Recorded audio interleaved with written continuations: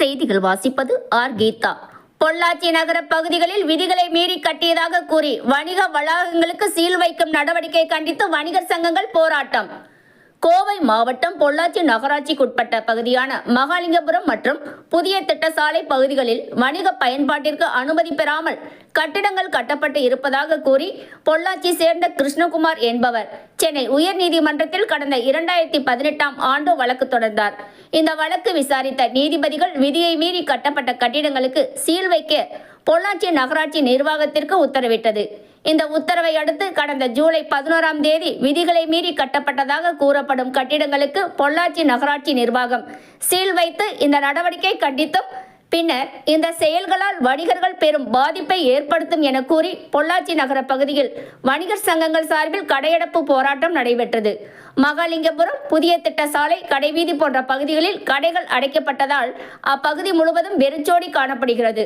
மேலும் வணிக வளாகங்களுக்கு சீல் வைக்கும் நடவடிக்கை கைவிட வலியுறுத்தியும் இந்த விவகாரத்தில் தமிழக அரசு தலையிட்டு நிரந்தர தீர்வு காண வலியுறுத்தியும் ராஜேஸ்வரி திடல் பகுதிகளில் அனைத்து வியாபாரிகள் மற்றும் வணிக சங்கங்கள் சார்பில் ஆர்ப்பாட்டம் நடைபெற்றது. இதில் சிறு வியாபாரிகள் சங்கத்தினர் உள்ளிட்ட பல்வேறு அமைப்பினர் பங்கேற்றனர். மேலும் சீல் வைக்கும் நடவடிக்கையை கண்டித்து கோஷமும் எழுப்பினர். இந்த கடையடைப்பு போராட்டத்திற்கு ஆதரவாக பொள்ளாச்சி நகர பகுதியில் உள்ள தனியார் மருத்துவமனைகளில் ஒருநாள் வெளிநோயாளிகளுக்கு சிகிச்சை அளிக்கப்படவில்லை என்பது குறிப்பிடத்தக்கது.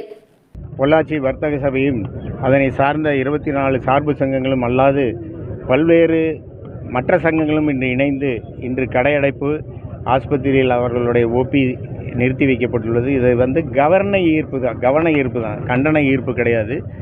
ஏற்கனவே சென்ற மாதம் முதல்வர் அவர்களை நேரில் சந்தித்து இந்த பிரச்சனை பற்றி விரிவாக பேசணும். அவர்கள் கண்டிப்பாக இதுக்கு ஒரு மாற்று செய்வதாக கூறியிருந்தார்கள்.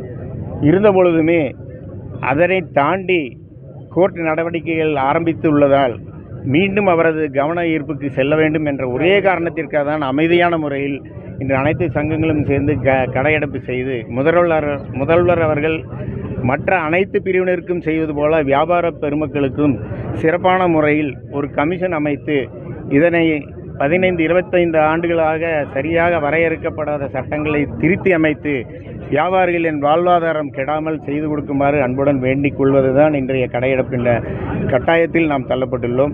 இதனை முதல்வர் கவனத்திற்கு கொண்டு சென்று உடனடியாக அவர்களும் இதற்கு ஒரு சொல்யூஷன் கொடுப்பார்கள் என்று மிக உறுதியாக நம்புகிறோம்.